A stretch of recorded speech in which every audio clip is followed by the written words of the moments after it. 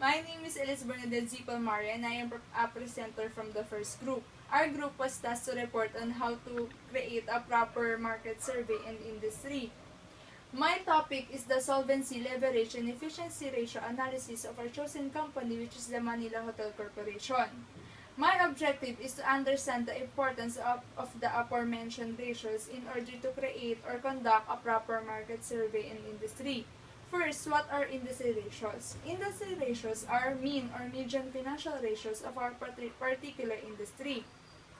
The computed ratios of the company being analyzed will then be benchmarked against a key competitor or industry average in order to have a form of comparison.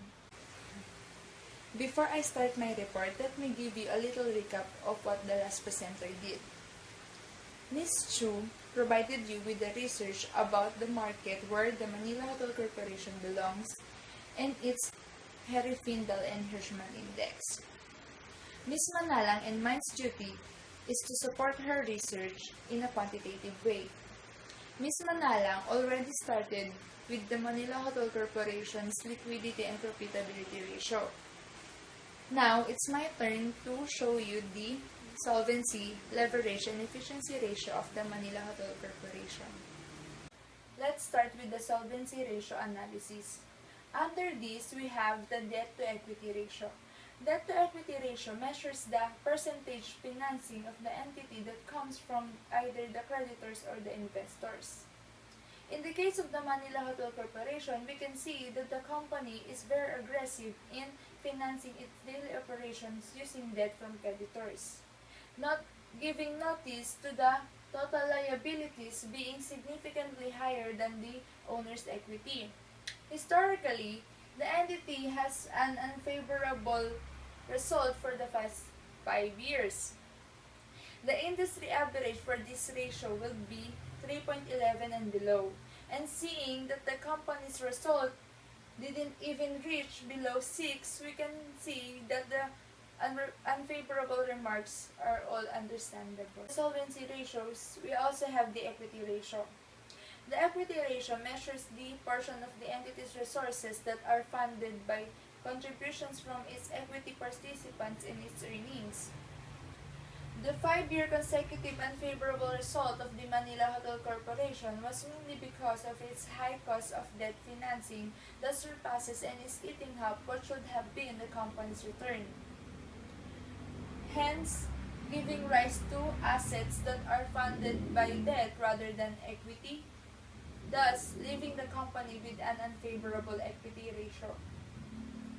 The industry ratio for this one will be 0.46 and above, and with a result of 0.13 and 0.14, the company is still far from having an unfavorable equity ratio. Lastly, we have the debt ratio. Since the company already has an unfavorable equity ratio, we can assume that majority of the assets of the company are financed by debt. That, combined with their high cost of debt financing, the company is left with total assets that are barely surpassing their total liabilities. The industry ratio for this one is ranging from 0.54 and 0.55 and below.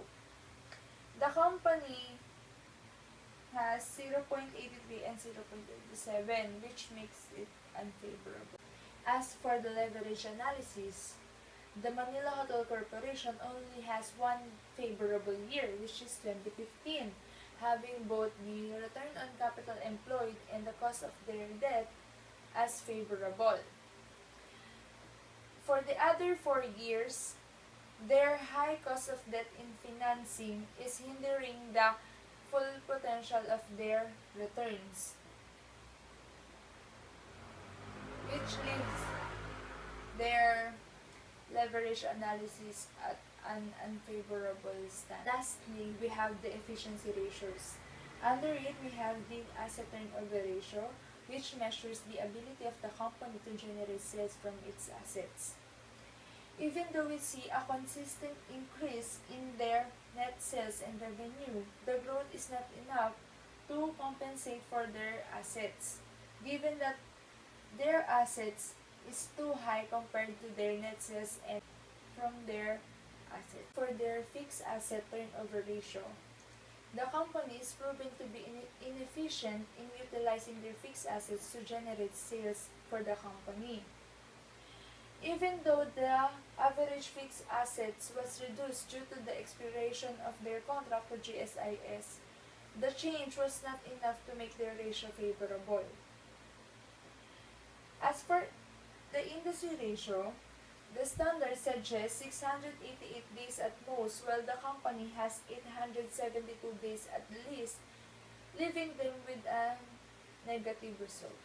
The third on our list of the efficiency ratio is the accounts payable turnover ratio, which measures the entity's speed in paying off their suppliers. Overall, the Manila Hotel Corporation has an unfavorable result in their accounts payable turnover ratio, mainly because of their high average trade and other payables and income payables. The industry average for this ratio is 575 days and below. And seeing that the average of the Manila Hotel Corporation is around 2,000 days, it is notably higher than what is standard. Move on to the equity turnover ratio, which measures how well a company uses its owner's equity to generate revenue. Historically, the Manila Hotel Corporation's results is a little bit shaky, having alternate results for the first 3 years. However, the table also showed that for the last 2 years, the company's management has a better handling of their owner's equity, having 2 consecutive years of favorable results. The 5-year industry average for this ratio will be 289 days and below, while the company's own 5-year average is 296 days and below, which is not far from the standard and can be considered as favorable. Lastly, we have the net working capital turnover ratio, which measures how well a company utilizes its net working capital in order to support a certain level of sales. We can see that the Manila Hotel Corporation has an unfavorable result on this ratio given that their average working capital is in a negative position. Their net working capital suffered because of their increasing amount due to their creditors. Also, their cost of goods sold plus operating expenses is also increasing every year, thus leaving them with an unfavorable position in this ratio. In a nutshell, the Manila Hotel Corporation is inefficient in converting their assets to generate revenue and slow in paying their obligations. The cost of debt financing is also higher than the return on the same investments. It also showed that the corporation's operations are mainly financed by debt rather than the company's own assets and equity. The service type of business is a risky investment for any businessman since not all services are needed on a regular basis. Moreover, volatility of revenue is a defining characteristic of hotels due to occupancy uncertainty. Since our economy is also not doing well, lesser people are using hotels as their accommodations. Of course, since the Manila Hotel is as a 5-star hotel, their fees are also not cheap. This explains the unfavorable situation of the Manila Hotel Corporation as stated.